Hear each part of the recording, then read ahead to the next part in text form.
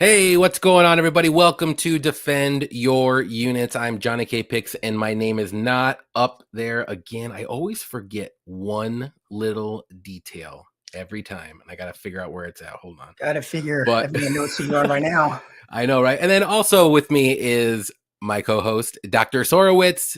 He's been on the show a few times, but I wanted to get him back on here for sure. How's it going, man? Good to see you. And tell us what fights you're looking forward to this card. Doing good, man. It's been a minute. Don't call it a comeback. There it is. Oh, right on cue with the graphics. Nice. That really ups the production value. It does. Everyone waits for it, and I'm like, crap. Yeah, man, a lot of good fights on this one. Before we start, I should say I have Jelly here. She was a little depressed earlier, not getting enough attention. So she's just sitting in for a few minutes. But yeah, man, some good fights. I got a little skin in the game. A couple of my pals are on this card. My good buddy from New York, Nazim Sadikov, is on this one. Philly boys, Andre Petrosky, of course. And the other one I'm really looking forward to, the Yusuf Zalal fight. He's another guy I've worked with a lot over the last few years. So hoping he puts on a show for sure. Yes, that's for sure. But how'd you do last card, real quick, and then we'll get going? Did you do well with your bets? I kind of did. The only one that really hurt me, I had Tatiana, but I thought I was playing it safe by taking the alternate points plus 5.5. After that first round, I was feeling okay. I was like, that's looking, and then just right in the toilet. But I hammered the Dricus money line. I thought that was like a gift to have it priced like that, because I thought he should have been a bigger favorite.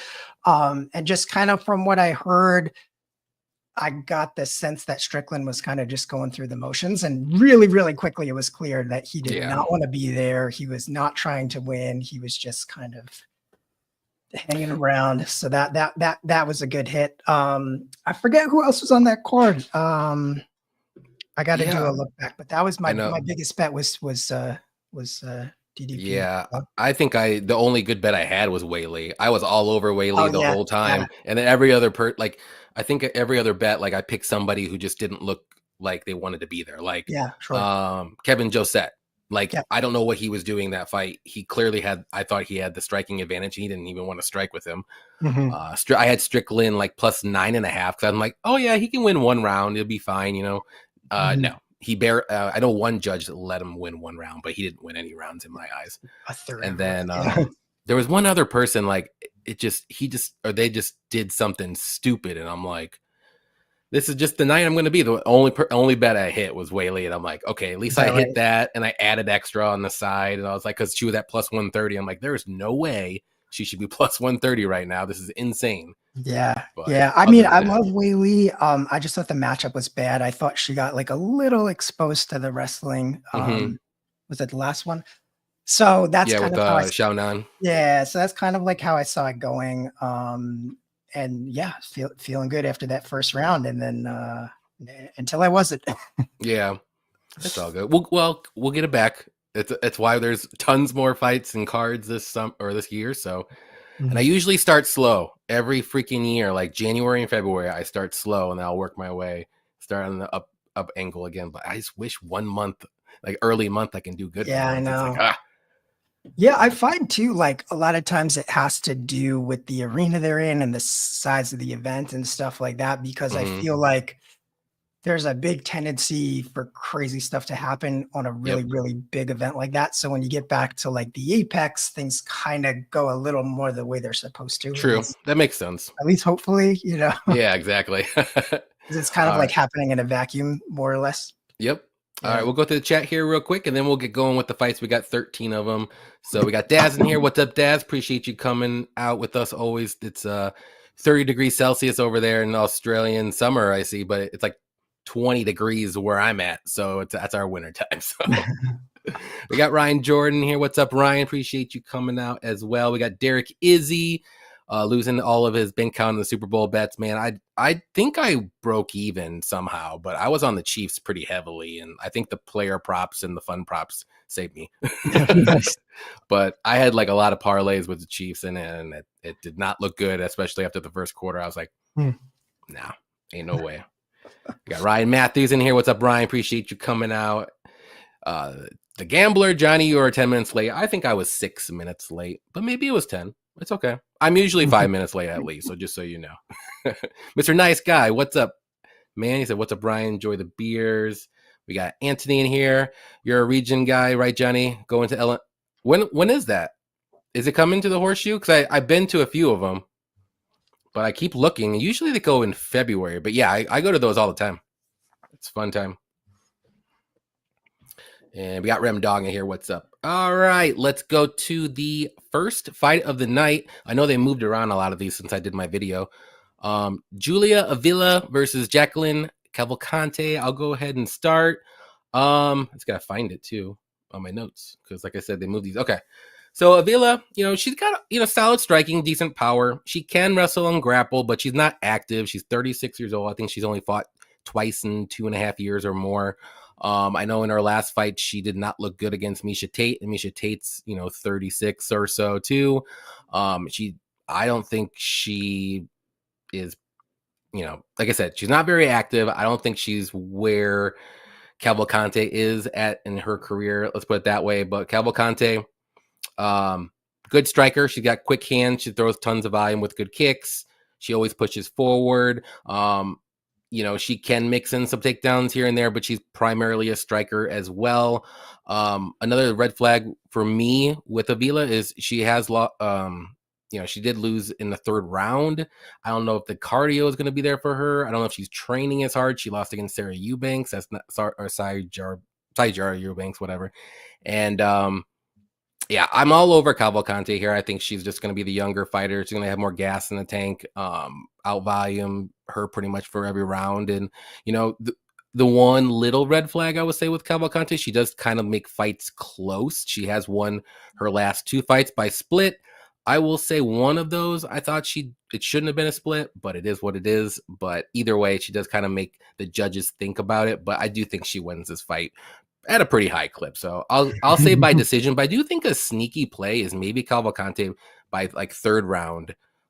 Maybe she can gas out Avila with her strikes, maybe just piece her out, maybe put a pace on her that she just can't maintain for 3 rounds, and maybe she gets her out of there like a standing TKO kind of deal. So I think it's priced at like 1,600 round 3 win, but maybe you can do KO. It might be a little bit more, but I like Cavalcante though by decision. What do you think? Yeah, I like Cavalcante too, but just sort of on principle, you can't really touch a minus 700 line. No, not now. Especially in a female fight, I feel like they tend to really disappoint you more often than not. So there's that risk too. And you mentioned, she's been in some really, really close fights, which shouldn't have probably been that close. And also, I mean, there is some submission threat on the other side for Avila. So there is a possibility that she doesn't open up quite as much with the kicks or kind of plays it a little more conservative. Because the other thing too is it is the Apex. It is a smaller octagon. I feel like there are more opportunities to clinch and to grapple. And I've seen this movie before where, I take a heavy favorite like this and they spend the whole first round against the cage or on the floor.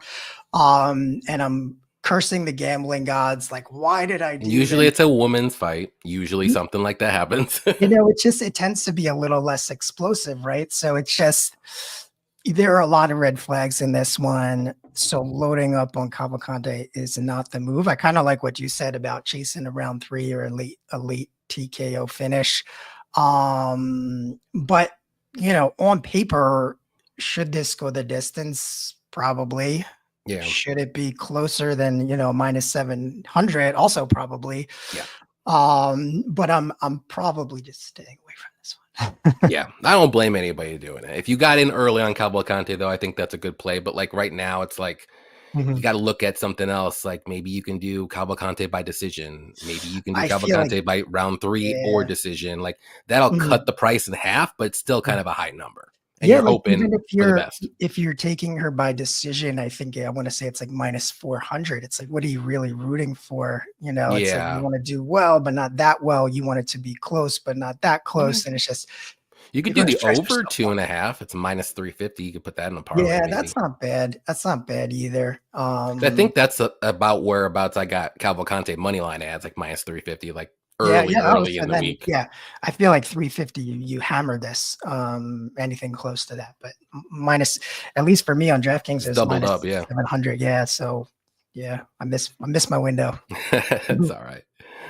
Bunny Hunter, what's up, Bunny? Appreciate the $5 donation as always. What's up, Johnny? Calvin Cater might be worth taking a shot on. He might. He Keyword is might.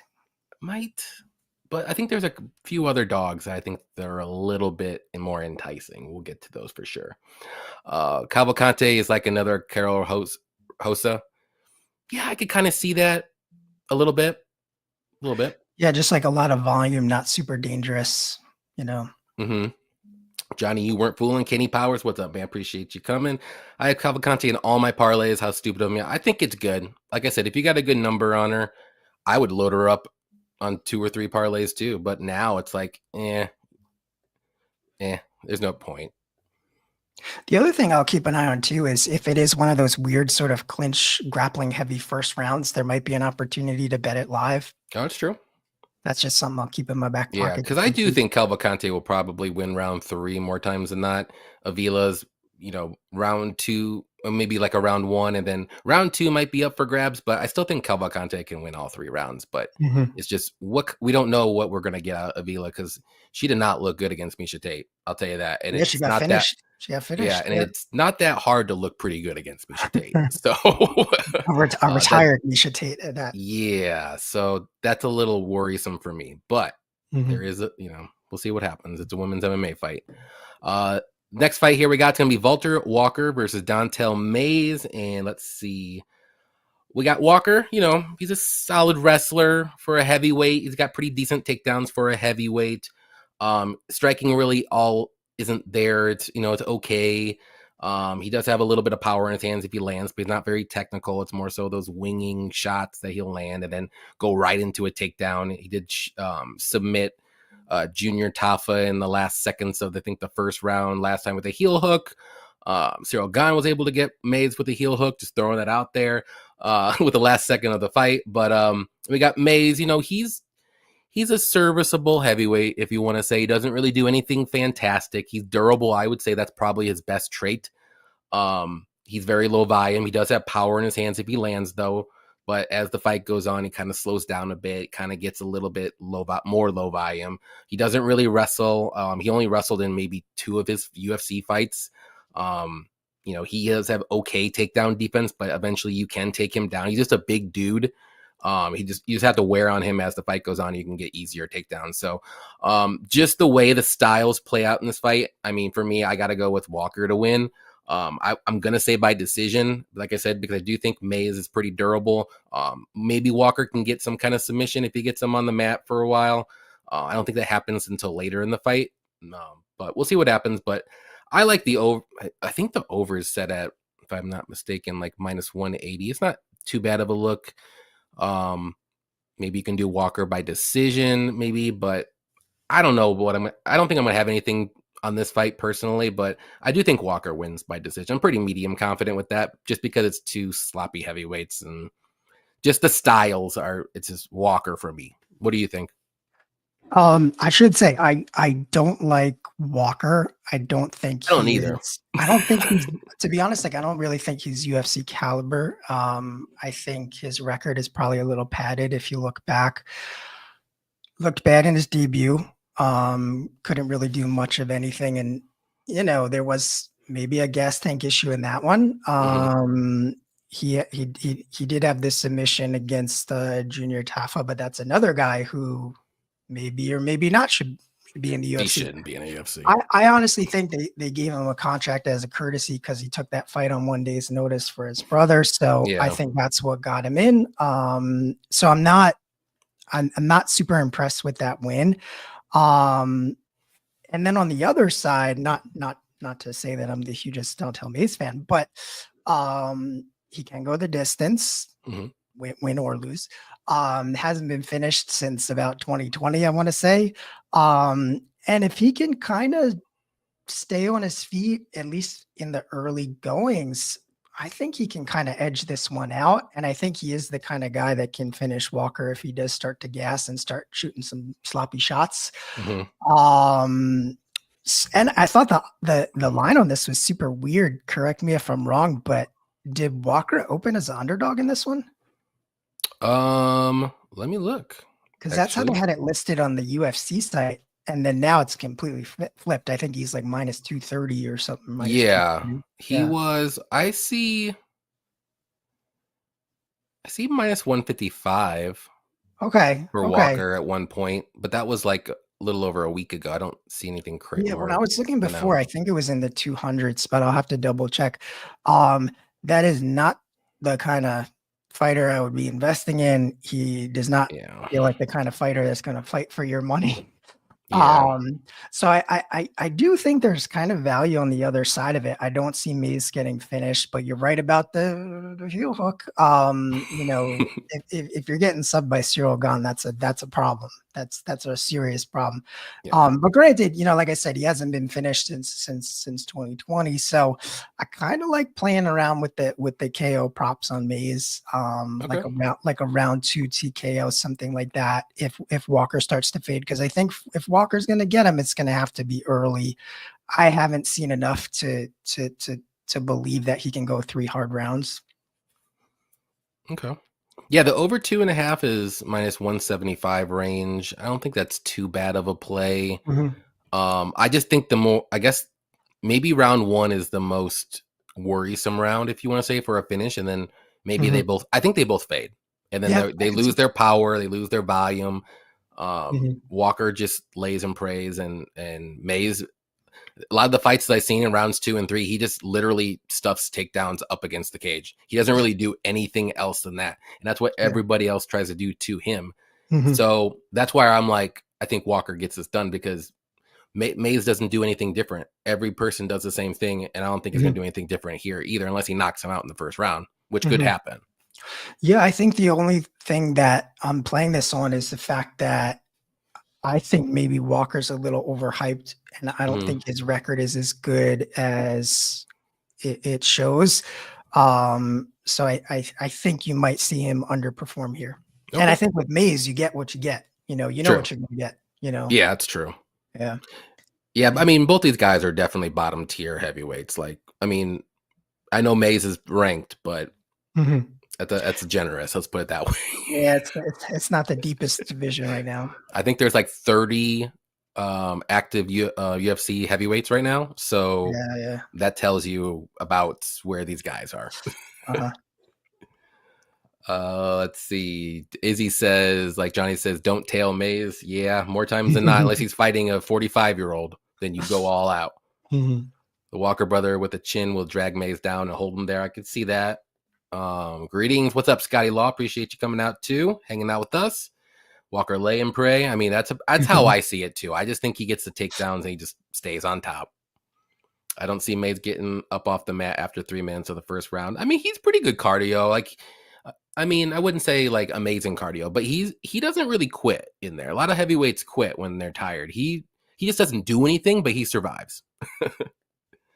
Walker lays and prays. Yep. I mean, that's how I see it. Lay and pray. It's not going to be a fun fight unless someone gets a first round knockout or a submission. That's about it. But I don't think that happens, unfortunately. Let's see. Next fight we got is going to be Vince Morales versus Elijah Smith. Interesting fight here. Let me find it. So Morales, he was cut from the UFC at one point. He's back now. He's got solid striking. He got decent power. Likes to push forward. Doesn't really check leg kicks as he saw in the Chris Gutierrez fight. Takedown defense isn't the greatest either, but he does slow down a little bit. He likes to go for the finish early if he can, and then he kind of fades a touch. Striking defense, I wouldn't say it's horrible, but it's not great. And then you got Elijah Smith, who's making his UFC debut. He's fairly young, I believe. Is he like 22? Something like Yeah, that. he's 22. He's super young.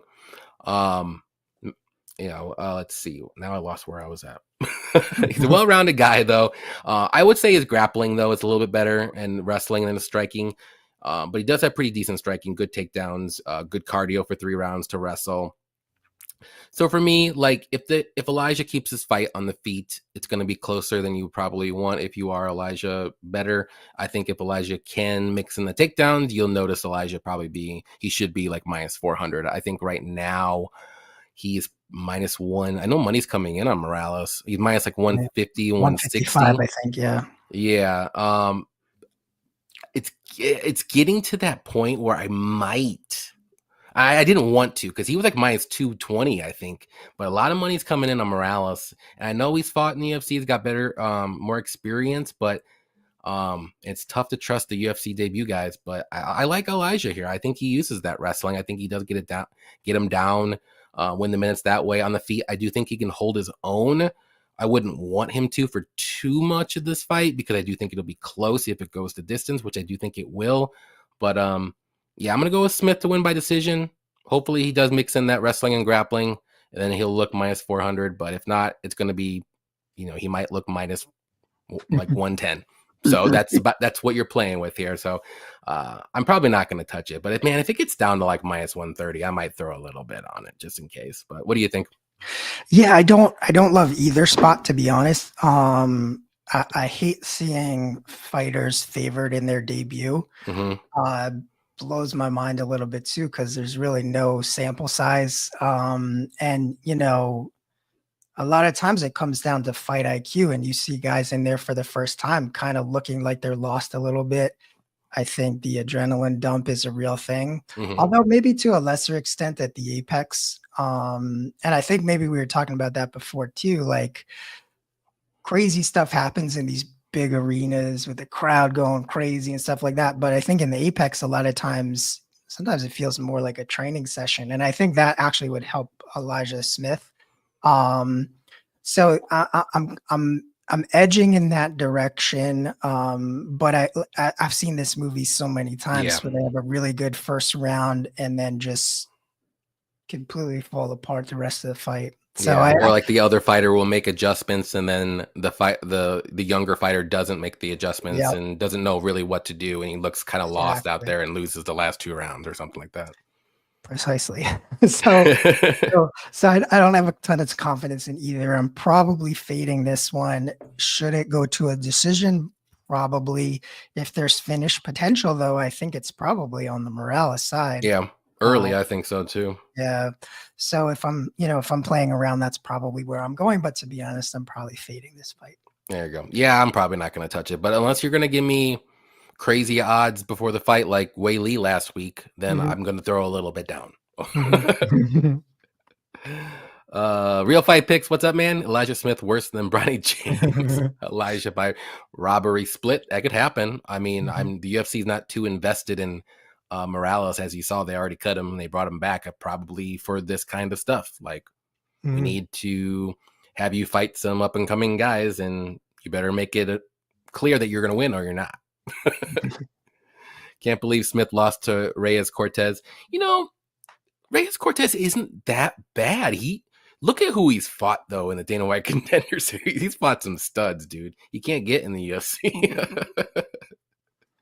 But I mean, yeah, it's after looking at it, it's like you're like, but some people have some bad losses in their early career too. So Robocop gonna kill Gorilla this weekend. Can't believe. We'll see. It's gonna be a good one.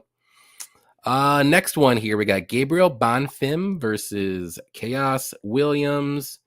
And for this one, I mean, his brother's gonna be fighting up in the card here, but Bonfim, he's well-rounded. I think he's more dangerous with his submissions and grappling, but he does have good power in his hands, pretty decent technical striking. His little red flag, though, is his cardio. He does slow down really bad after like a round and a half. I know he went to decision in his last fight and won, but he didn't really do a crazy amount of stuff that you would probably want to see him in the last couple rounds. Just Angelusa is just he's durable as they come, but he's kind of the same thing too. He does slow down a little bit as the fight goes on. So it was kind of a little sloppy fight there, but he did look better than the Nicholas Dalby fight. I'll tell you that, but Dalby always pushes that pace and you're going to wilt against him. But we got Chaos Williams. He is taking this fight on somewhat short notice. It's not like a week or so. I think it's maybe a couple weeks, but he's a super powerful striker, decent leg kicks. They're pretty powerful. If he lands, he's durable. He hasn't been finished, I think, in any of his fights. He does like to push forward, and he sometimes looks for that KO shot a little too much. He can get a little sloppy with his technique and his boxing as the fight goes on if he's pushed a little bit more than usual, but he's always going to be live for that KO. So this is a tough one. I mean, both guys are super dangerous. But I'm going to go with Bonfim just because, he does have that wrestling and grappling in his back pocket. He's super dangerous that way. If you can't get him on the mat, or if he can't take his back or something along those lines, like this is going to be an interesting fight. I mean, Chaos is definitely going to be live, but I'm not very confident, but I'm going to go with Gabriel to win. I'll say by submission. Maybe he, gets some crazy guillotine or something like that. We've seen that happen too. So, but I am not confident in this one. If I was probably betting it, I would probably bet Chaos, but I'm just going to pick Gabriel, just ever leaning 51%. One of those things. What do you think? Yeah, I kind of like both these guys, actually. I like Bonfim. He's insanely dangerous in the first round. And you're right that cardio is kind of a concern. Going the distance with Angel Lusa, I mean, he's not exactly a cardio machine himself. So yeah, and he's not very dangerous either. You would think so looking at him, but he's not. Yeah, but he's that's just super durable. Yeah, exactly. And that's one of those things too. It's just like that is a little bit of a red flag. The problem though is when your name is Chaos, that's kind of what you're expecting, and it does leave a lot of openings. If you're aggressively going for the finish and stuff like that. So I like the idea of taking the under on this one, especially if Williams isn't showing up in 100% shape. I'm sure he's in shape, but it's, the difference between 2 weeks and a full camp is a big difference. Yeah. So it might be a crazy first round, might be a little fast and loose, and leave a lot of openings on both sides. So I like the under. I actually really like the double chance on this one, Bonfim sub or Chaos KO. Oh yeah, that's a good one. Depending on what the line is, I think it's around even money. It might be plus money right now. I got to double check, but that's something I might just play with for funsies. Yeah, that's a fun bet. Yeah, but you're right. I mean, like even now when I'm saying it out loud, like I was kind of on the fence, and I keep gravitating towards the Bonfim side. And I am leaning toward a finish too. I just think there are going to be a lot of openings. Yeah, I like the under. I'm trying to see what it's set at. I think it's set at 1.5. Yeah, plus 114. The under 2.5 is only minus 155 range, so that's not too bad to pay a little extra. I like that a little bit more. But yeah, both these guys are super dangerous, and I can see a crazy sub or a flash KO like from Chaos. So we'll see. I mean, it's gonna be a fun fight no matter what. Gambler over 1.5. You be sweating. You be sweating that first round, but I think you'll get it if it gets out of the first. But whew. I didn't know the Chaos nickname meant what, Doc. Changing my nickname to Scott. Bad bets. Yeah, I'll change my name too to Johnny K. Bad Picks. Let's see. All right, next fight here we're gonna do is Rafael Estevam versus Jesus Aguilar. Let me find it. Let me see where you're at. There we are. So Estevam, he's a good grappler. He's got good takedowns, power in his hands. Not the most technical striker, but he does have good ground and pound, good control on top, good submissions. We did see in his last fight against Charles Johnson, he was able to get him down like several times, but he did fade in the third round. He was kind of surviving, but he did have a crazy wrestle heavy game plan. I don't think he needs that for this fight, so I'm going to give him a little bit of a break there. But and Charles Johnson, that's a good win no matter what. He was overweight. That's something you got to think about too. He was like a couple pounds over, but we'll see what happens on the scale. But we got Aguilar, and he's a good grappler. He's got a sneaky guillotine that's really, really good. His striking is just okay too, not super technical, but he does pack a punch. He's pretty durable. He does sometimes get himself in some bad situations when he's grappling. He's got 2 submission losses, so that does for Aguilar backers, that does worry me a bit, because I do think this fight will get to the mat eventually, and I think Estevam is going to be the better grappler, if you want to say, but he does have to worry about that guillotine. But again, once you're in the once you move up in the UFC, the higher level competition, guillotines normally don't work as much as they would when you're on the regionals and you're doing good with the guillotines. So, yeah, give me Estevam. I'm pretty confident in this one. I mean, I think Aguilar's decent. I just don't think I don't think he's like a top level guy, but I think Estevam should be able to beat him. I'll say by submission. I do think this, like I said, I think this fight gets to the mat. I think Estevam will be on top, and I think maybe Aguilar puts himself in a bad situation and he gets maybe choked out or something like that, a rear naked choke, something like that. What do you think? Yeah, this is an interesting one, huh? I think the line is a little mispriced on this. Like, I don't know if it's still this way, but they had Estevam minus 500 when I was looking initially. Yeah, At that high still. that is crazy because I got him way below that. Yeah, that probably makes a lot more I sense. would not touch it at minus 500 now. Yeah, because I think Aguilar is really dangerous. He has a lot more UFC experience too. And his only UFC losses to Tatsuro Taura, so you can't really fault him for that too much. I think he's a live dog for sure. He is Mexican. He is tough. He is, give him a little extra juice there. And so I could see this going a couple of different ways. I think if he's still around in the third round, it could be really interesting. It could, yeah.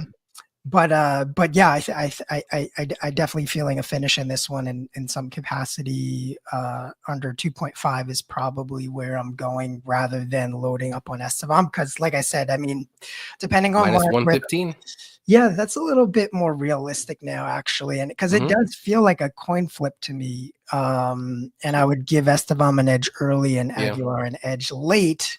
And Daz makes a good point. Maybe fight ends by sub. I could see either guy getting a sub. I don't really see a knockout unless it's maybe a knockout from like mount position or something like that, and the ref stops it. But yeah, another thing that happens sometimes too is when you have like these high level grapplers, you end up with a stand up snooze fest. Which that could happen. Yeah, but I was saying before too, being in the apex, I feel like it does tend to favor the grapplers a little bit. Less room to run, more opportunity to clinch up and stuff like that. So my official pick, I would take the under on this. I'm feeling the finish, probably submission as well. Yeah. I like it. We got Dirty Reg. What's up, Dirty? Appreciate you coming out. Let me know your pick so we can be on the same page. Aguilar by guillotine. We'll see. The guy's sneaky one.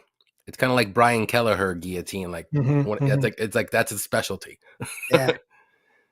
Even though he's fighting against Jesus, I can't bet it against the guy who can handle an overweight Johnson. Yeah, it's true. Was it Johnson or was it Estevam that was overweight? I don't remember. I thought it was Johnson, but I'm not sure. Oh, actually, Aguilar was above weight in his last fight against Stewart Nicole. I didn't know that. I'm looking at the wrong guy though, but I just noticed it. Let's see. Estevam was above weight. He was 2 pounds heavier than so. Estevam, Derek Easy Estevam missed weight. Yeah. Yep. Yeah, I think he'll be okay, but we'll see. I mean, if he's overweight too, I might like it a little bit more. Let me see the size of these guys. Like I can't remember. Like I know Aguilar is pretty small.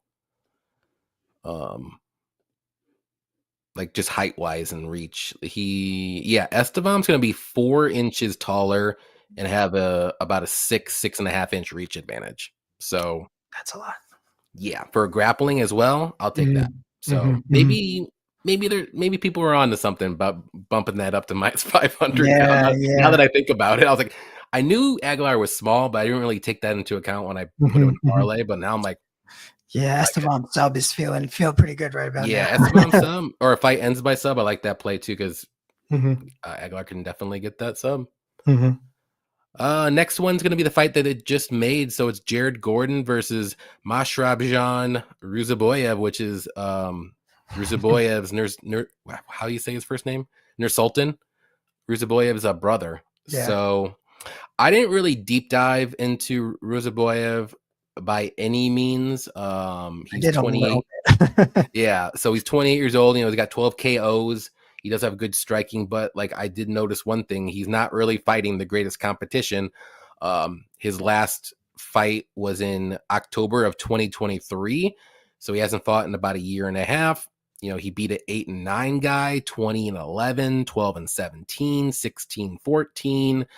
16-14. Guys like that. His best to win was probably against this guy named Vladimir Kanukov, and he was 11-2. But like he's fighting guys that are like 2-0, 0-2, 3-1. So, and he had a streak in 2019 where he fought 5 guys that were 0-0 making his UFC debuts.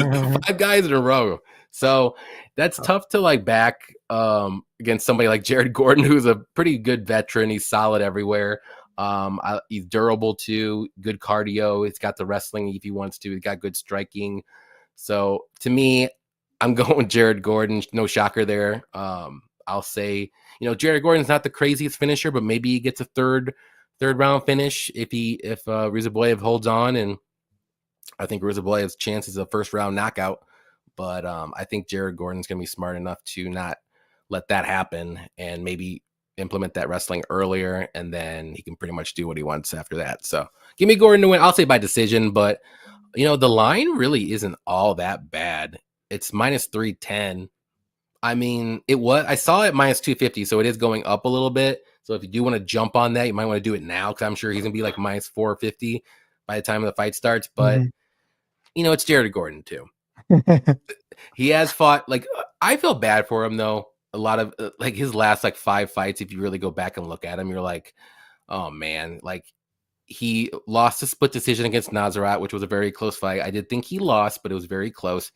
He beat Mark Madsen, good win. The no contest from Bobby Green. He should have beat Patty. So, like, he could have a pretty decent run if things could have kind of went his way, if you want to say. But he is a little older, though. I think he's like 35, right? 36? He's getting up there, yeah. 36. So I still think he wins this fight, though. What do you think? Yeah, those are some of my notes too. This is one of the more padded records I've seen in a while, and it's pretty bad. That same thing. Like I was reading off the records in his last 4 or 5 fights. It's like 11-11, 13-18. Yeah, it's like 19-9. So it's tough. And the other thing that stood out to me too is he hasn't been out of a first round in his last 10 fights. Okay, which is over several years. So when you think of Jared Gordon, he's more of like a grinder as opposed to a finisher. But just like what you said, I kind of see maybe a late finish in this one, considering Ruziboyev's average fight time is probably sub 90 seconds at this point. I think you could see it in round 2 or round 3. And if you're going TKO, I'd imagine that's pretty good plus money for someone like Jared Gordon. Yeah. That's probably where I'm playing this. If you could catch the line in the 200s, I'm hammering it. The money line? Yeah, I just don't think it's going to. I know in some books you probably can get -2, like 280, 290. Yeah, like even that's kind of tough too, because he's like in a different circumstance. This isn't necessarily a guy you really want to invest in, right? But styles make fights, and that seems to make the most sense. Just survive that 90-second blitz, and I think it could be an easy looking fight for him if he can clinch up early. Yep. Yeah, I agree. I mean, there's better underdogs. Trust me. Yeah, for sure. You don't have to go dog hunting on this one. Nurzy, what's his name? I forgot. Ruziboyev. He took this fight like literally 2 days ago. Yeah. Maybe even 1 day ago. Like I know maybe it just he happened. Doesn't have a full 90 seconds. Maybe he's only got about 30 seconds in him. Yeah. So you gotta sweat 30 seconds. I'll be generous. I'll say he has 3 minutes to get him out of there. 3 solid minutes. Yeah, like that's the thing. Like you don't think of Gordon as a finisher, but in this situation, I think somebody's getting finished. I don't think it can go a round and a half on that kind of short notice. True. I wonder what the over under is just for shits. No, they don't even have that out yet. Yeah, we gotta check that one. Oh, well, Bet Online has it over under 2.5. It's -115 either way. Yeah, I kind of like it, but then the thing is, like, Gordon is a veteran though. Like, he's not going to be taking crazy chances like some of these young guns. You know what I mean? Sure. Like, I think he's going to be a little more conservative. So yeah, that could be a lay and pray situation too. But you know, if Ruzaboyev is totally out of it, I could also see a nice grounded pound finish too in the second or third round. So that's probably, if I'm going to play this one and I'm not taking the money line, I'm probably doing a little sprinkle on the TKO round 2 or TKO round 3. Yeah, that's a good one. Is it just me, or does Dr. Sorowitz sound like Steve-O? It depends. Is that a compliment or not? I would say compliment because I think Okay, Steve-O's sure. cool. I accept. It's funny. This Ruzaboyev guy feels like the dog of the card. Okay, I see Nate Brown. Let's get it, brother. Where's Nate? Did I miss him? There he is.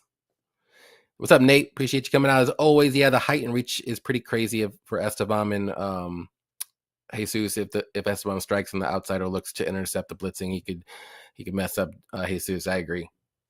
Let's see. We got Ozzy. What's up, Aussie Fight Fan? Gang. What's up? I'm playing Ruzy. All right. Good luck. Win or lose. As much as I like Gordon, I think he's very vulnerable favorite. Yeah, I think there's a couple other ones that are a little bit worse, but hey, that's fine. It's all good. You guys are right. He may only got 30 seconds, but like I tell the wife, it's the best 30 seconds in the game, so it may be enough. That's awesome. All right. Next one, Angela Hill versus Ketlin Souza. And let me find this one. Man, they really moved around. My notes are all jacked up. This was like the second fight of the card. Okay, here we are. We all know who Angela Hill is. You know, she's 40 years old now. Very solid striker, very technical. She always pushes forward as much as she can. Throws tons of volume. She does have some wrestling and grappling in her back pocket that she used recently. Very good cardio. She's always durable. She's always going to be there. But we got Ketlin Souza here, who's also a good striker. She does have more power in this fight. She likes to push forward too. I don't want to say she's kind of a little like a bully, but she does like to try to be a bully, if you want to say. She can wrestle and grapple too, but you know, we've seen her mainly play it on the feet. I think she's a little bit more dangerous on the feet. I think she's going to be stronger in this fight. I think if she wants to go for some takedowns, I think she can basically just muscle the takedowns, because Angela Hill, I mean, I'm not saying she's out of shape or she's big or anything, but man, like you can pick her up. She's like a straw, and you could pick her up and probably put her down. But Souza, I'm picking Souza. Long story short, picking Souza here. 40 years old for Angela Hill. Fight's very close if it goes to decision, which I do think it will. And I think Souza just lands the better shots. I think she's going to do more damage. If this fight gets to the mat, I think it's going to be Souza. And the only thing that might be a worry for me is if Souza just gasses out in the third. That's about it. But we haven't really seen her gas out. But I mean, it's always a possibility with Angela Hill. If you go back and watch Angela Hill versus Denise Gomes, like I was all over Gomes, but Angela Hill was able to put a pace on it, and Gomes, and basically just gas her out, if you want to say, and after the first round. So we'll see what happens, but I'm going to go with Souza. I'm going to say by decision. I don't think she gets Angela Hill out of there unless it's by like a rear naked choke or something like that. What do you think? Yeah. So yeah, that's the thing with Hill. She has this sort of like weaponized cardio, but it's not that strong in the early things. It only works if the other fighter kind of starts to fade. So yeah, no real surprises there. She's not particularly dangerous. So I definitely give an edge to Souza. I'm surprised this is such a coin flip fight. Depending on where the points handicaps go, if you're able to get Souza plus 3.5, that's another super hammer. I just don't think the odds are going to be that great, because it's obviously people are expecting a really close fight. Yeah. Or at least go to decision. Yeah, exactly. Like even the over 2.5, I think, is not pretty minus 560. Okay, so I'd expect wild. The points handicap to be probably comparable to that. I mean, you could try to go for your perfect shot and take Souza by decision. That would probably get you some plus money. But this is yeah, it's a tough one. Right now, the line is a coin flip. I don't think it's quite a coin flip. I think I would give an edge to Souza. It's just that third round might be a little dicey. I think this is going to be clear within the first minute of how it's going to go. That's what I think. So it could be an opportunity to bet it live. If you see it starting to swing one way or the other, you can kind of jump in the middle of that first round. So I might be waiting a little bit on this one. Yeah. Yeah, I mean, I know Souza, I saw her early in the week at plus 110, and that Mhm, didn't last for too long. mhm, We went to a pick 'em real quick. So mhm. I think I I'm the tell you, same with you. I think she should be the slight favorite. I mean, mhm, it's hard. Angela Hill is always a hard fight. She's mhm, kind of tricky at times, but mhm, if Souza can get in there and be kind of a little bully, mhm. I think she'll look definitely her price tag at before. Like she should probably be maybe minus 200 if she does that. But if she's going to stay at range, Mhm. then we're talking about 50-50. Yeah, I'm curious to see where that points handicap goes because if you could catch her plus 3.5 and it's something reasonable like a minus 170, minus 200. Yeah, that's a good parlay piece. Yeah. All righty, let's see what everyone said. Aussie Fight Fan said, "Didn't Angela's granddad get abducted by aliens?" I didn't never heard that. If that's true, she got the alien blood. Fight goes to decision, but the judges are so unpredictable. This could go either way. That's true. Angela got the best afro in the UFC. Yeah, I think so. I'm trying to think. Of Alex Caceres is a close Yeah, second, Bruce maybe. Leroy, maybe, but it's Close up there. second. I would give it to Hill. Hill has the volume, but she hesitates and resets and then takes a decent shot. Souza has enough of those moments to sway the judges. Yeah, she's going to have definitely the power advantage for sure. Yes, it's true. All right. We got one more. Oh, no, we are at the main card here. So if you haven't hit the like button for us, please hit that like button for us. We'll give you our bets here after here. We'll do the live show bets after the main card. So this is a fight that I'm kind of looking forward to. I want to get your take. I'm looking forward to it. Jose Delgado versus Connor Matthews. And let me get there. There we are. So Delgado is making his UFC debut. Solid striker. He's got good power in his hands. Good kicks. He can wrestle and grapple, but a lot of his finishes are striking on the feet. He does push a pace. I like to see. He does have good cardio to do that. And then you got Connor Matthews. He's a good striker himself, a high volume guy. He can be a little hittable. That's my worry for him in this fight. He is durable though. He can take punches, and his last fight against, I think it was Dennis Bazooka, if I'm not mistaken, he took a lot of damage, and I think he was able to. Oh, he did get out of there in the third. Yeah, faded in the third. Yeah. So, I like Delgado. I mean, I know it's a UFC debut guy. I'm just not high on Connor Matthews. I see a lot of minor red flags more so than Delgado, other than the UFC debut, but I think Delgado's more dangerous. I think he's got better cardio. I think he's more durable. If he wants to mix in the wrestling, I think he's the one to do it. But I think he's better on the feet, and I don't think he will. I think he's going to piece him apart. I can see like a second or third round KO from him. So I'm going to go with that. I kind of like that bet. Just do Delgado by KO. The line, kind of went away. Like it's getting out of hand a little bit. Mhm. It's still not too bad. I think minus No, one. I lied. Right? It's minus 410. It's out of hand now. Really? Last time I checked, it was minus 310.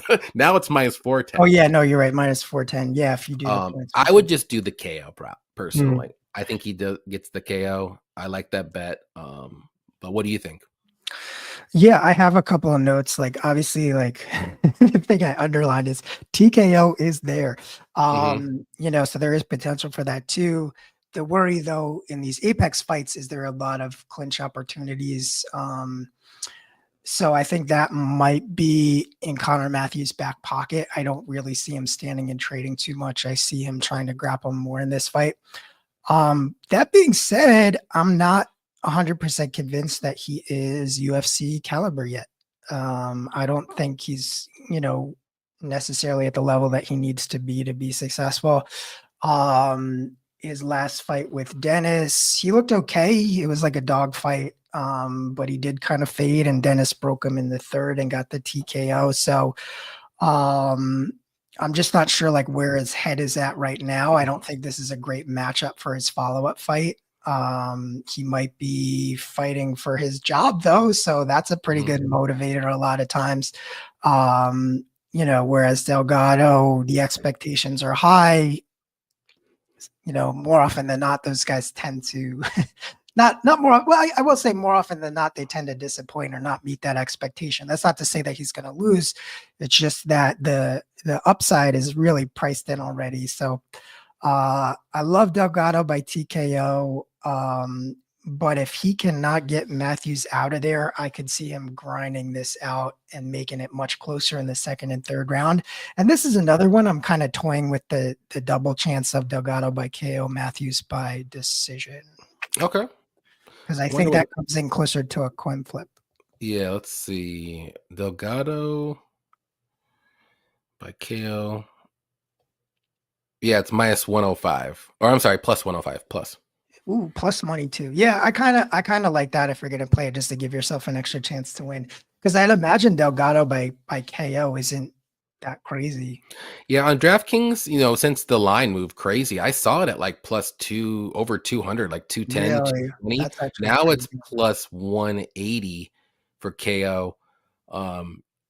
DraftKings is one of the books I swear that moves the quickest. Like their lines just go bam, bam, bam, and then there's other books where they fade a little bit. They're not as quick. You could just hurry up and jump over to there and get a better line. I mean, I think I saw Delgado at like plus 250 or higher on a different book. So I'm gonna probably have to hit that a little before after the show.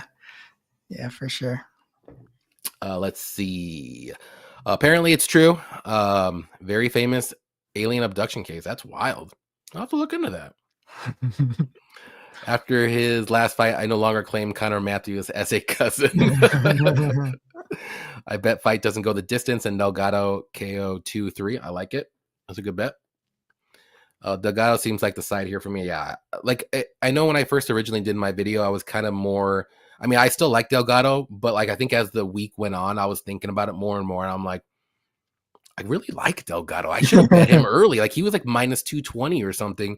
Yeah. And I'm like, well, I really like him by KO. And I'm looking and the line's not really moving too crazy, but now it is. I'm like, great. Now everyone's on him now. So we'll see what happens. All right. Next one's an interesting fight that I'm looking forward to see what you think for this one. Rodolfo Vieira versus Andre Petroski.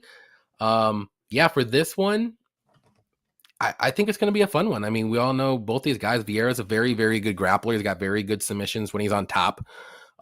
His takedowns are okay. Not the greatest, but, he's not terrible. He's not Mackenzie Dern or anything like that. Striking is a little iffy, but a little wild with his hands. But if he lands, he does have power to knock you out. His cardio, we've seen, like, after a round, he can kind of slow down and get even sloppier on the feet and sloppier with his takedowns. He's really good in round one when he's fresh. But we got Petroski as well. He's a very good wrestler, good grappler as well with good submissions. Striking is about the same with Rodolfo. I consider this a wash on the feet. They're both like one punch kind of guys that wants to land the one shot knockout power. The crazy thing with Petroski though, like he has two different gas tanks. Like on the feet, like his gas tank fades very quickly, but when he's grappling, like he's got cardio for days. Like it's insane. I've never seen, like, there's maybe a couple other guys that I've seen it before in the UFC that does that, but he's definitely one of them, and I notice it in every one of his fights. But I'm picking Petroski as a dog. I just like his wrestling a little better. I think he can get the takedowns. I mean, I think his grappling and jiu-jitsu is good enough to where he's not going to put himself in harm's way if he does get taken down early. And I think as the fight goes on, I think it's going to get sloppy. But we've seen Petroski win sloppy fights, and we haven't seen Vieira win sloppy fights at the end. I know Vieira, I think he's only been to decision once, like recently against Chris Curtis, but that's because he shot 25 takedowns and he only got, I don't think he got one. Mm-hmm. So he gassed himself out. And that was his only decision he's been to. Petroski's been to decision a couple times recently. I mean, has he looked great? No, but he definitely won the minutes that way too. So I think Vieira's, I think his way to win is round one, and that may be early round two. And if he doesn't, I think Petroski wins just by basically getting takedowns, staying on top, and doing what he's been doing. So give me Petroski to win by decision. I think he does what he needs to do to win. I like it. I know what I'm going to get from him. And it's a dog at plus 200, which is wild to me. I think it should be a little bit closer than that. And yeah, I'm going to take a shot. What do you think? Yeah, and I'm not biased at all. It just so happens that Conjur's a friend of mine. Yeah, man, Well, my pick it's so wasn't because he's your friend. oh, okay, good. No, it's funny, man. I feel like Andre has a little bit of like DDP in him, where he just always looks kind of sloppy, like not the Hmm. cleanest guy, but he is very dangerous and he does get these wins. It's very effective. Another thing I'll say about him too is he is just an insane grappler and an insane competitor. I feel like every other week he's in some grappling tournament. He's had more grappling matches than UFC fights over that stretch. So he is just insanely competitive. And I feel like he has this like chip on his shoulder when he fights another grappler. Like, you remember the last time he was an underdog against a really, really good grappler? That freaking what's his face? Maximoff. I forget his first name. Nicholas. Yeah, and he submitted him in the first Yep. round. I think it was out of spite because how dare you put me in here with another grappler? And I know he's really calling for that Bo Nickel fight, and I think he's the kind of guy that tends to outperform in these kind of situations. So he would potentially exceed some of those expectations. So I actually kind of like him by submission. I see this Okay. going a couple of different ways, right? So I think Rodolfo could fade a little bit as you get into the second round. I think he's such a good grappler that he's not content to just lie on his back. I think he has a lot of activity from his guard, and I think that will leave him open. I see him scrambling for a get up and getting caught in a front choke or something like that. Um, Probably after he's gassed a little bit. So I'm definitely big on Petrosky in this fight. I think it's a perfect matchup because you take away a lot of the danger on the feet. And I think Yeah. that's what would make me nervous if you put him in there with a good striker who can stuff a takedown. So take away that danger, give me some better offensive wrestling on the Petrosky side. um, the gas tank is always a concern, but it's one of those things, like I was saying, that's kind of analogous like DDP. Like I'll look at him and I'll be like, oh, he's done. Second round, Hmm. he's done. And but no, he's got it in there, to finish the fight strong. But I think there will be openings for the submission. So I'm definitely taking Petrosky straight to win. I'm sprinkling a little something on the submission. Depending how I feel on the day of, I might go specifically round two submission for Petrosky because that's just how I see it going. Yeah, I like it. I like it all. Let's see what everyone else says. Real fight picks likes Petrosky too. I think Gerald is better than Rodolfo. Rodolfo's jiu-jitsu was overrated. I can probably whoop him. Okay, you're getting crazy now. XJ, what's up, man? Petrosky by decision is the move. I like the decision, but I can also see a submission too. Maybe Vieira does gas a little bit and then puts his head in I the should wrong spot. specify. I meant spite submission. That's a specific thing. Oh, okay. Just Is that spite. plus 5,000? Yeah, plus 5. Yeah, well, that's awesome that you're on the same thing. Because I was like, I mean, am I on the island here? Because I don't know. I think Petrosky gets this one done, Well, whether there it's was by submission or decision. Yeah, one other thing that was a concern before, right? Like you see guys take bad knockouts or go on a bad losing streak, and more often than not, they never come back from that. I can think of a lot of people who have taken a bad KO, let alone two, and just have never been the same. I'm thinking like Rashad Evans. I'm thinking even Chris Weidman. I'm thinking Luke Rockhold. There's a really long list of people who never got back to that form, and then there's a much shorter list of people who actually got better after that. And top of that list is Aljo for sure. hmm He had one of the worst knockouts I've ever seen, and sure enough, just went on a tear and became champion and all that kind of stuff too. So I had a lot more concern for Petrosky 2 fights ago because, he took short notice fight against Michelle Pajeda, really quick KO.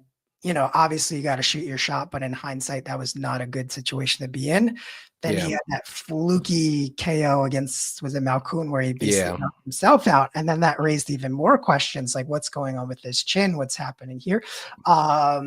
But now to see him get back in the win column, I think he's won 2 fights since then. I feel confident that he's going to continue to improve and continue to look better every time he hmm goes. yeah. I agree. If the grappling is a wash, Vieira is the better striker. I think the striking is a wash personally, and I think the grappling is kind of close, but I think the wrestling is the biggest thing for me. I think Petroski has the better wrestling.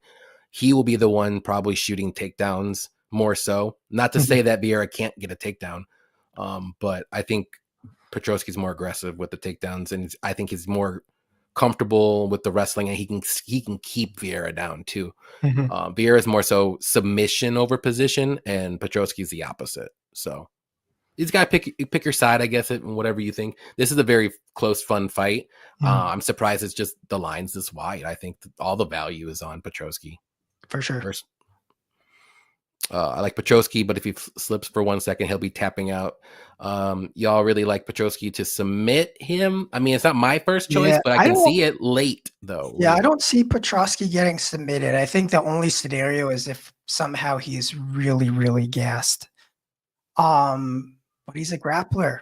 He is. He's grappler first. And he's not afraid to grapple the grapplers. That's what I'm saying. He goes after the grapplers. Which is good.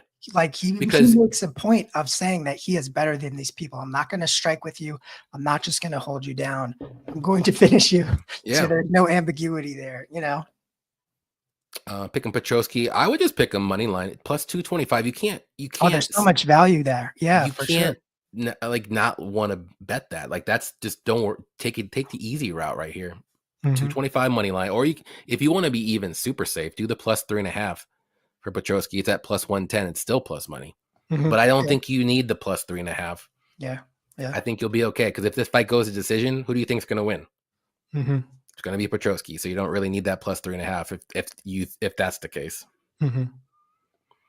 But the next one's going to be another fun fight. Ismail Bonfim versus Nazim Sadikov. And this one's going to be fun. Let me find it first, and then we can go over it. Okay. The other Bonfim brother, though, I mean, he's a good striker. I would say, that's his bread and butter is his striking. He's very dangerous. He does like to push a pace and push forward and push his opponents back. He does have some wrestling and grappling in his back pocket, but he doesn't have like the grappling and wrestling of like Gabriel. I would say he's the better grappler. But he's pretty durable. I mean, I keep going back to the Saint Denis fight with Bonfim. It does worry me a bit because Bonfim was Saint Denis was able to like basically out grit and tough him and bully him and physicality, all that good stuff. So we'll see what happens here. But we got Nazim, he's a well-rounded guy. He can mix in the wrestling, he can mix in the striking, good power in his hands. He does have some he's durable, good cardio too. Another thing too with Bonfim that I forgot to mention, he does kind of slow down a little bit as the fight goes on. Not death gases or anything, but he's less dangerous. But I think this fight goes to decision, and maybe Bonfim wins round 1, but I can probably guarantee. I don't want to say guarantee, that's a strong word, but I think that Nazim wins rounds 2 and 3. I think he's got more grit in him, a little bit more heart. I think he can mix in those takedowns and the right opportunity hits. And I know Bonfim's going to be coming for that KO, but Nazim, I think he's a smart fighter. I think his fight IQ is pretty high up there. So I'm going to go with Nazim, another dog here. I think he wins by decision. I think it's going to be super close. It's going to be a fun fight, but we'll see what happens. And I'm going to stay away. Maybe not. Maybe I might. What's the 3.5 spread for Nazim? Is it even out? Minus 135. Not bad. I'm willing to do that one more so than a Petroski one. So, but I think this fight's going to be one of the fights that one of them I'm definitely looking forward to, but I'm going to go with the dog here too. What do you think? Yeah, another friend of mine that you happen to back as an underdog. I like. Weird. It's weird. I'm definitely rubbing off on you. Yeah. Well, it's interesting, right? So there's been some sort of like a little behind the scenes drama on this team. I think I'm sure we could talk about it. I think most of it's public knowledge, but long story short, a lot of people have been leaving Serra Longo. One of the guys that did that was Nassim. He's been training down in Miami a lot with my other favorite fighter, Dennis Bazukia and stuff. So I think that is only going to help him. I think this is going to be like Nazim 2.0. I think he's going to have like a real head coach and a real game plan. And I think he is one of those guys that, has a pretty decent fight IQ. I think you could have called him like the Azerbaijan zombie after that Borashov fight, because he did a lot of like hands down just getting punched. And honestly, I think he gave that fight away. It ended up being a draw, just because he got hit so much in that third round. He was tired and just doesn't care. He's a tough guy. So he's like, why should I move my head if I could just keep walking forward? But I think those days are behind us. I don't think you're going to see that kind of fight from him. I think he's going to be much more measured, much more reactive. And don't forget, he has a serious grappling game on his end too. And I'm thinking back to when he fought Terrence McKitty, who's a wild, dangerous fighter for about 60 seconds. What did he do? Took him down and submitted him like he was a child. You know what I mean? So I could see him, being a little more reactive in this one as opposed to just making it a brawl. If he needs to stay on the feet, I think he can outstrike him. I think he has the wrestling and the grappling to stay out of trouble. I think the finish is there because I think his gas tank is better. And if they start trading quite a bit, if they start trading on the feet, I'm giving an edge to Nazim. I know Bonfim is dangerous there, but I think Nazim has the cleaner strikes and he's been getting it done, man. I think the worst trouble I seen him in was the Evan Elder fight, because Elder is that his name? Yeah. Very, very fast, very athletic. That guy's like a super athlete. Tons of cardio, and I think that's what gave him trouble. I think this is the opposite. I think you have someone who's going to come out strong and just look worse and worse as the fight goes. So I definitely like Nassim to win. I think the points handicap is like a super hammer because I just can't see him getting finished anywhere. He's always dangerous on the feet.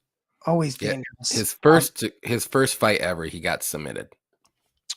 Sure. But what decade? That was 2018. Okay. Against another guy who was making his UFC debut. So other than that, he's been killing it. Yeah, exactly. But yeah, so again, it's like I find this betting line to be a little weird too, because I just think Nassim is the better fighter. And it's the other thing that's interesting, it's been a pretty long layoff for both of these guys too. So I don't really think there's any advantage or disadvantage there. I think they're pretty much on even footing there. Yeah, Nazim was November of 23, and then Ishmael was May of 24, but he fought Vince Pichel. So, I mean, that's almost a gimme win. So. Yeah. Let's see.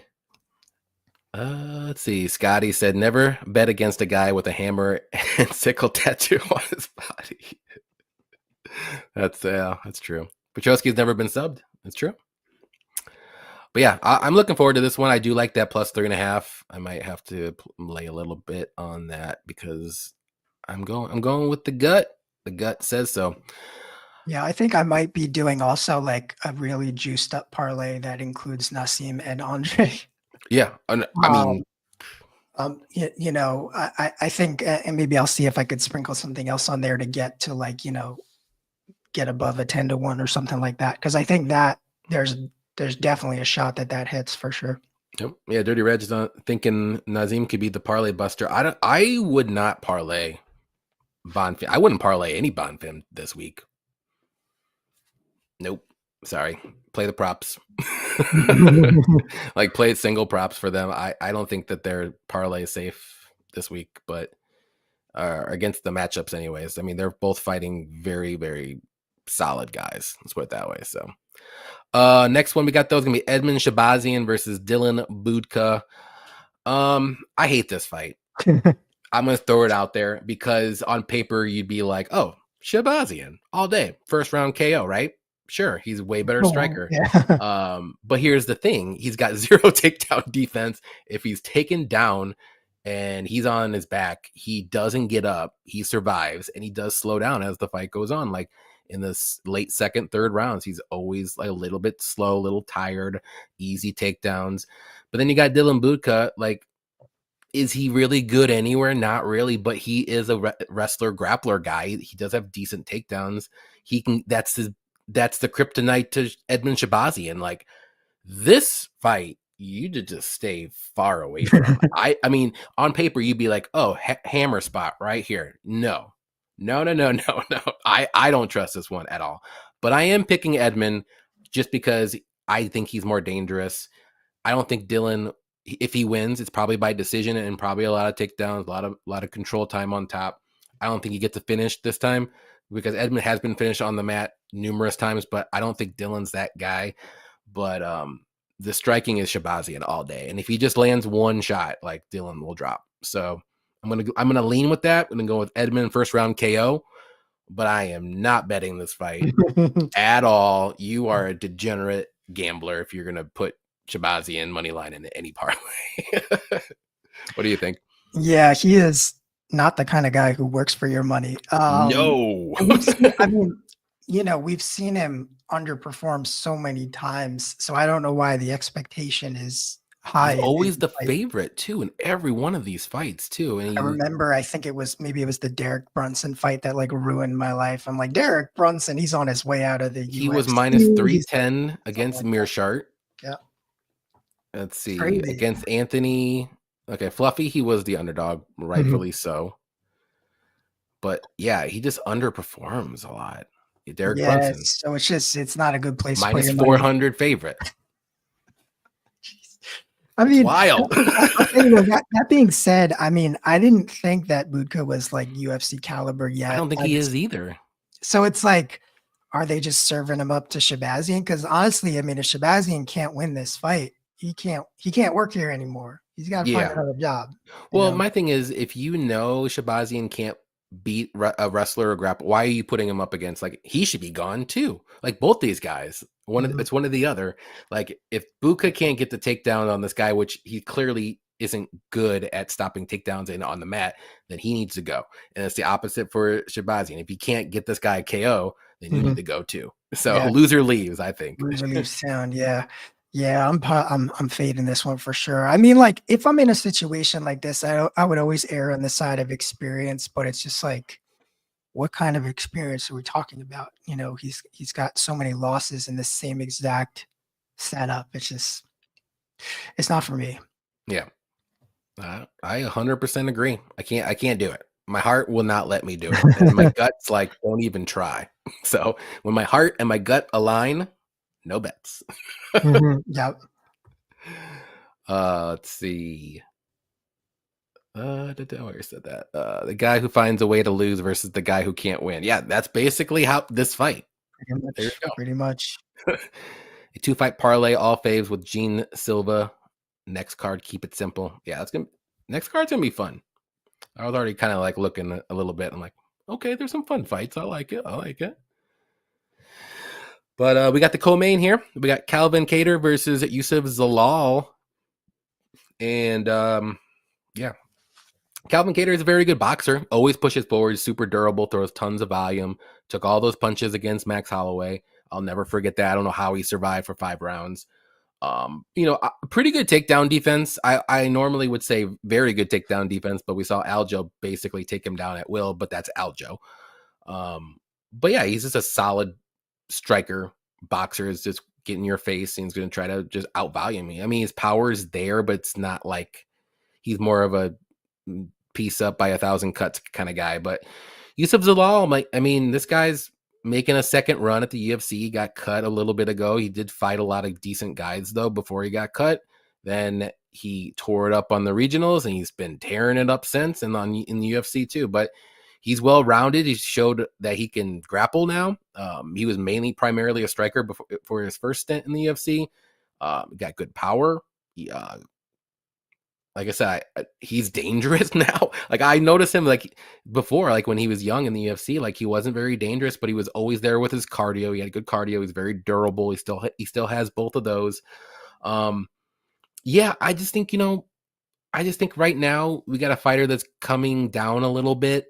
And and I think we got Zalal, who's coming up in a major way, still in his prime, making crazy improvements into his game.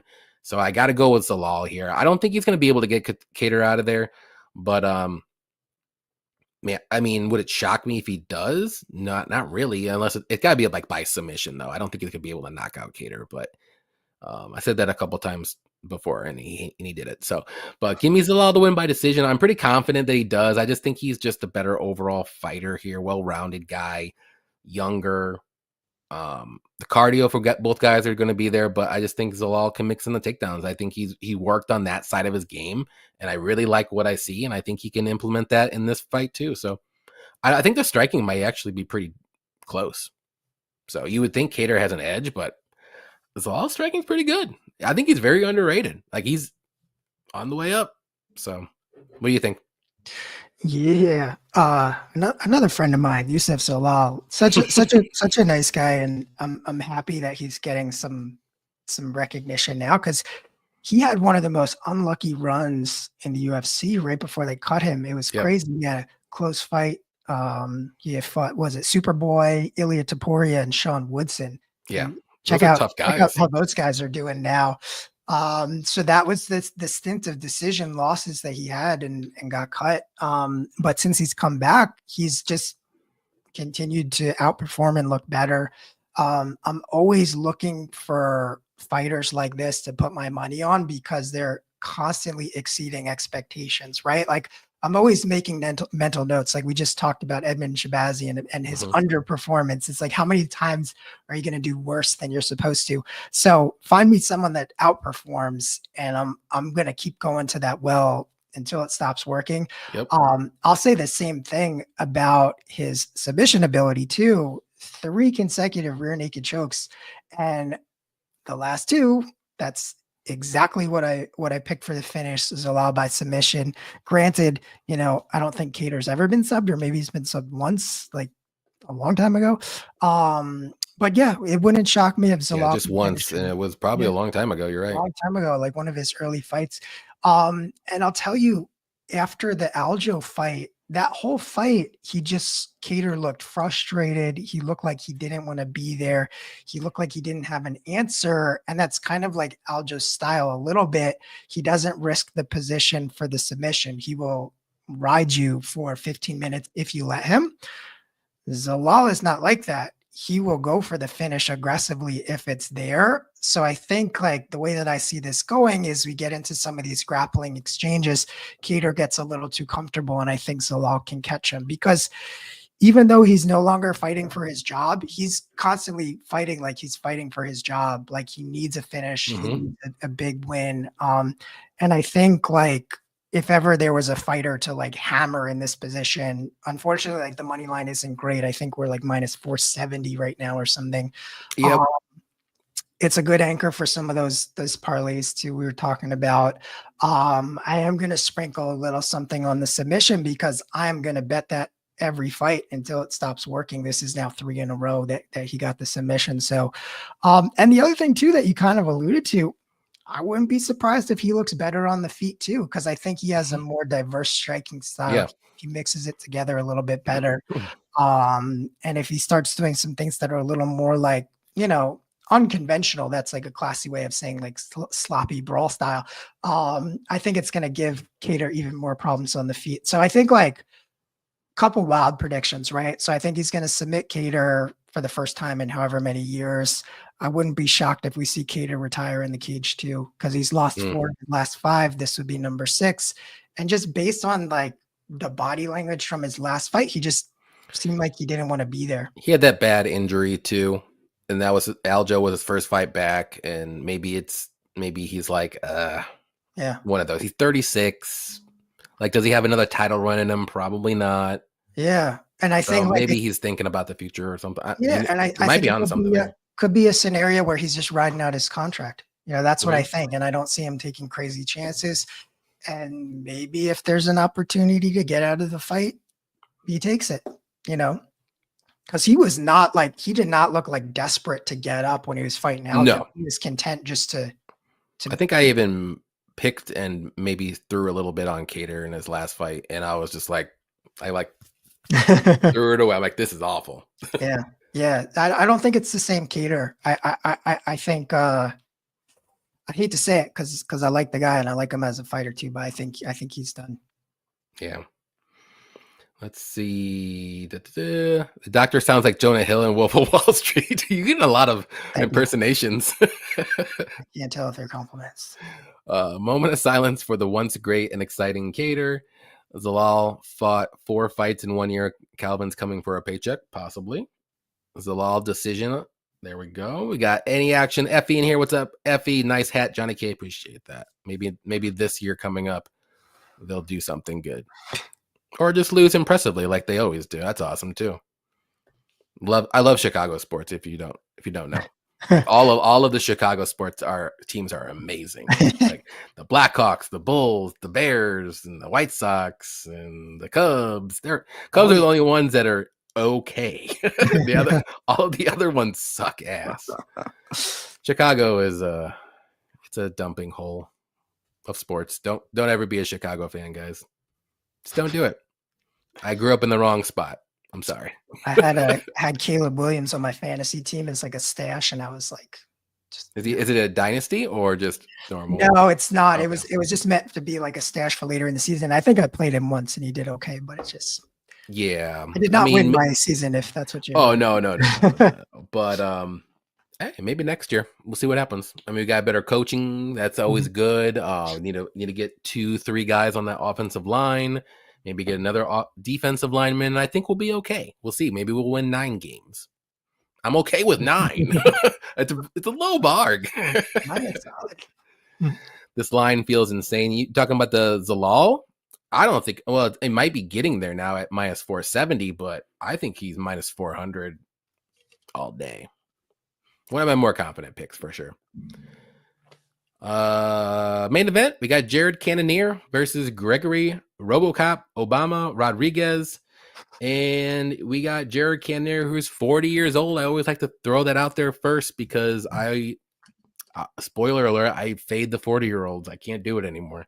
I try to love them in my heart of hearts, but they always let me down in the end. But he's a powerful striker. He's got good volume early on, very powerful leg kicks. Takedown defense is pretty good. He does slow down now as the fight goes on. His chin is looking a little dusty as of late. I would say he's pretty durable, but like I said, lately he's been getting touched up, and he's I think it's kind of fading him a little bit, that he's used to maybe that chin kind of helping him out, if you want to say.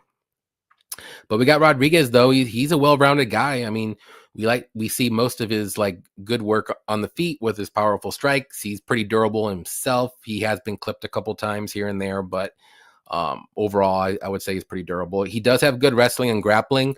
He can get the takedowns, but it does kind of slow him down with his cardio if he does go that route. He can be a little hittable sometimes, but he does have the chin, like I said, to back it up a little bit more so than Jared Cannonier, I think, at this stage. But this is going to be a fun fight because I think both guys can get knockouts. I think, but I'm going to go with Rodriguez because I think he can mix in some takedowns here and there.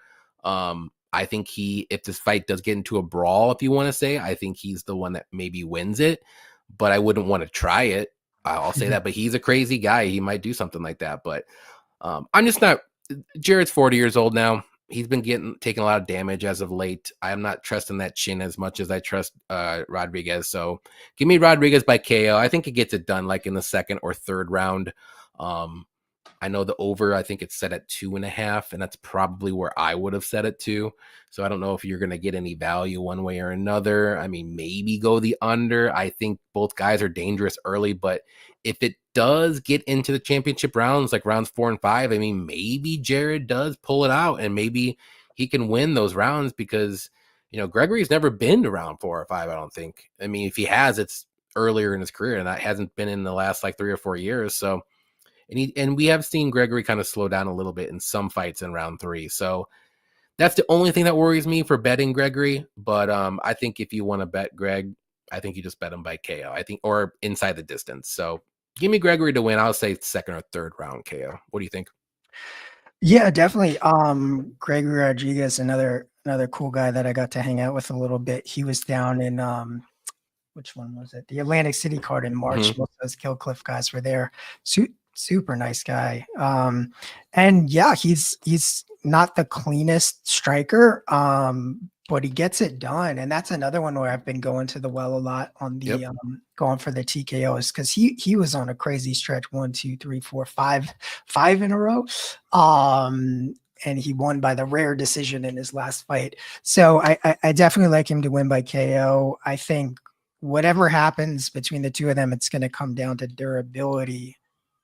So that's really what the pick comes down. Who's more durable, who's been getting finished and who has had his, face split in half and keeps coming forward. So exactly, that should tell you where my money's going. And yeah, just talking about guys in this position, it's, it's kind of like, it makes me a little sad too, to see someone who's probably a little bit past their best performance. I don't think we're gonna wake up on Sunday and be like, man, Cannonier looked better than ever. He's gonna get a shot at the title. And I just don't see it. I don't see it. He's just not on the same kind of trajectory. That being said, the level of competition is completely different. Sure. Rodriguez has not really been in those kind of like top 5 kind of fights, and Cannonier has. So I think that would give a slight edge to Cannonier, but it's going to be the durability. I think you got to go Rodriguez TKO, because he is another person who will work for your money. If he is losing the fight, he will try to win it. He's not like one of these guys that's going to just, in the 5th round, losing 4 rounds, and he's going to go for a takedown. Yeah. He's not the guy. I hate that. I hate it. Like, you're clearly losing and you're going for a takedown with 2 minutes left. Yeah. So definitely he's someone you should feel good about putting your money, like whatever happens, you got to know you got a really good shot with him. And just the way that the fight seems like it's going to play out, I think TKO is the way to go. Yeah. I like it. I'm on the same page. Let's see. RoboCop line feels good to me. Too good to be true. Okay. I mean, I think it's okay. I'm surprised it hasn't moved, or it's kind of been. I saw it at minus 180 at one point. It's minus 225, but it hasn't moved as much as I thought it would. Let's put it that way. It sounds like a Hollywood blockbuster. I'm so excited to watch. I'm just saying, I shook Rodriguez's hand in Jacksonville during the Taporia Emmett, and he's been on a tear since. There you go, Ryan. It's all you, baby. Brazilian Obama, let's go. Indeed. G-Rod about the floor. Jared. Cannonier looks juicy at plus 13.5. Do you think it'll go? Like, I listen, I love spreads, real sports bet, but do you think it'll go to decision though? I don't see it. Even if, let's say, this fight gets in the 4th round, I actually like maybe live bet Jared at that point, because if there's gonna be a finish, I don't think Rodriguez goes 5 rounds.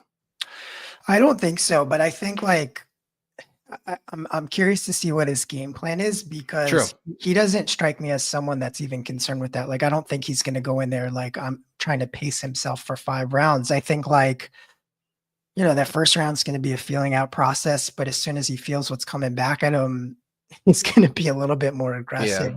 So that's why, like, I think if the finish comes, it's probably 2nd or 3rd round. Okay. Yeah, I don't see it really going to decision, but Cannonier should score the knockout. I won't be in the lurch. Probably take Rodriguez plus. I mean, I like the Rodriguez plus instead, if it's about the same price, if you want to go that route. Just because I think, I don't know. It's a tough one for a spread one for this one, for me, personally. What's up, Baby Sharp MMA? Appreciate you coming out, hanging out with us. It's been a minute. Yeah, it's been a minute for sure. The reach on this card is its own narrative. Every single fight, I would pretty much lean towards the fighter with more reach, and I don't think that's a coincidence. True. I mean, we were talking about the reach with Estevam, and I was like, dang, I really like that now. Yeah. But we got all through all the 13 fights. But real quick, let's do like a easy money parlay, two fighter parlay, or something that we both like, and then that way we can do like a little bet there, and then we'll do like a fun prop bet. Okay. What's something you like? Easy money, like the easiest money on the card is the Yusuf Zalal money line. So we got to find something to get that a little closer to maybe even money if we can.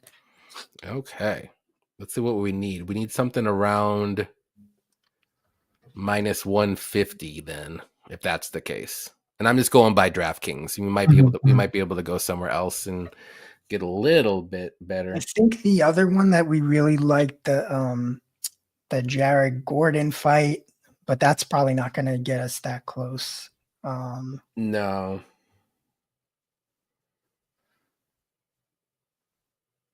Let me see. Or the Caitlin Souza plus 3.5, but I didn't see what that paid out. Yeah, it's not out on DraftKings yet. And I don't know where to find it if it's anywhere else, because that's the only spot I got. I know we both like Delgado KO. I like that as like a first little like fun parlay one, but we're trying to find the easier ones than that right now. I mean, I know it's a little risky, but I know we both like the Nazim, and we can do that plus 3.5 at minus 135. Yeah, that's solid. I don't see him getting finished.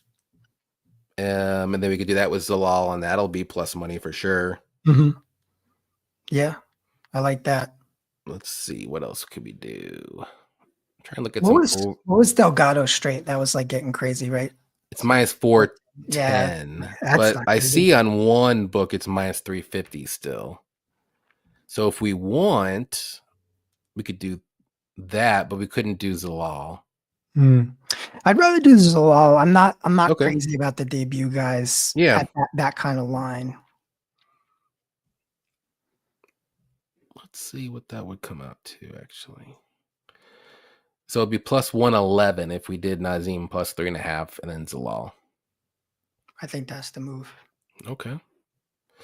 We just do one more scan. Maybe there's something crazy we're not thinking about. What about the over? I just saw it because of the line. Over 1.5 in Bonfim and Chaos is plus 150.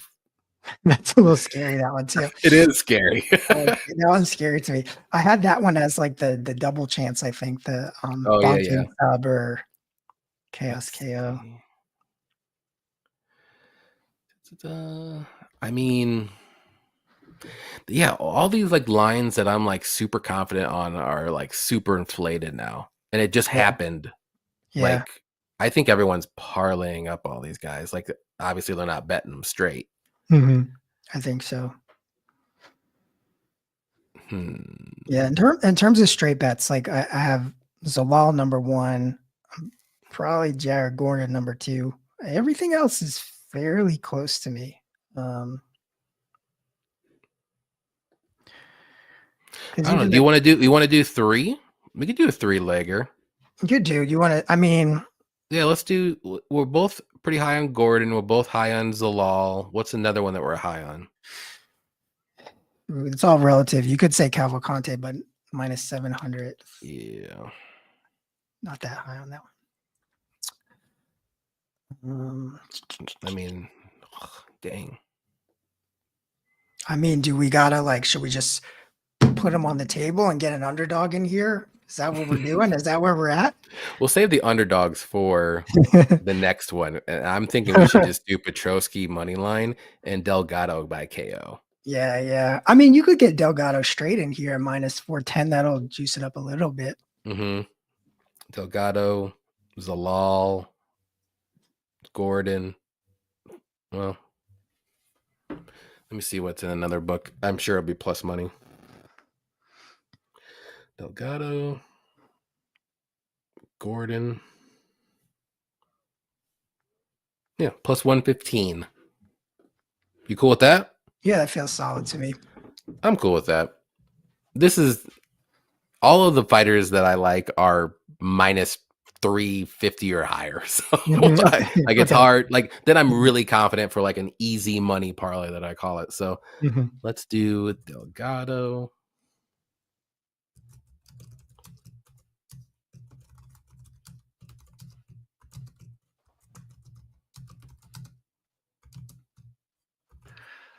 All right. I have one for myself that I can put out there. You don't have to put your name on it if you don't like it. Okay. But if we do Nazim points plus Petrosky points, you get plus 265.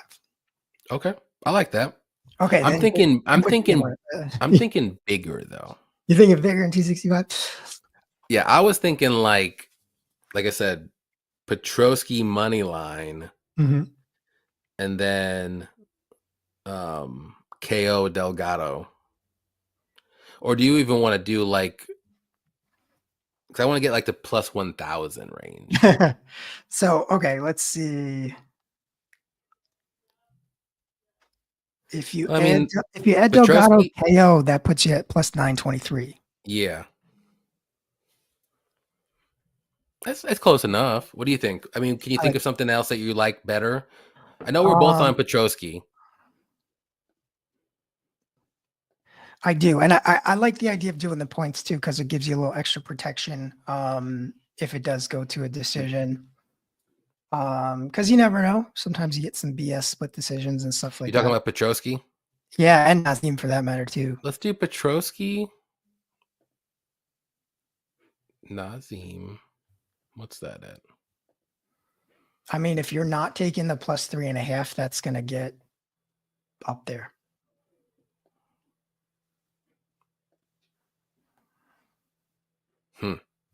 It's funny because like you said it was 923 for. Petrosky points, Nazim points, and Okay. Delgado KO. Let me see what the if we just did Delgado KO and then Petrosky money line, it's 810. Man, Delgado's, I swear it was like plus 250 like earlier today. I was looking at it, but it's not on DraftKings though. It just changed so freaking quick. Yeah, let me see. I just had it. Oh yeah. So if you're doing okay. Listen, we gotta put them on the table right now. All right, here we go. If you go money line, Petrosky, money line, Nazim, and Delgado KO, you're at plus 2357. That's wild. Print it. Why don't we do this? Let's just split it a little bit. Petrosky money line, Nazim points, Delgado KO. All right, let's see what that does to us here. 1484. Okay, split the difference. Because we both agree that the Nazim fight might be close. Mm-hmm. At least closer than a Petrosky fight. Yeah. I think. Mm-hmm. And then we both like Delgado by KO if he wins, more than likely. I mean, he can win a decision, but I think KO would be my number one choice. Mm-hmm. Okay.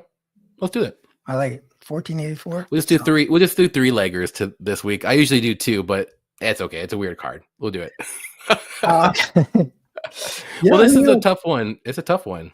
Yeah, I mean, to be honest with you, though, those two fights, I don't see. I'm talking about Nassim and Petrosky. So, to be clear, I like them straight to win. I'm probably going to take them straight to win. Me too. But if this is just a fun bet. If I'm putting them together, I do like the idea of putting the points in to get a plus 265. I feel good putting a good size bet on that because I don't see either of them getting finished. Yeah, 1484. Honestly, like I'm gonna put this on the chat, but I'm probably gonna have bets on every one of these, just single bets, and then I'm also just gonna throw a little bit of beer money on this, and then if that hits, it's like a double. It's a triple win. Like let's go, or quadruple. I like it. There we go. I'm gonna be honest. I might do it with Nazim straight as well to get that. Was it 2400? Do it. Why not?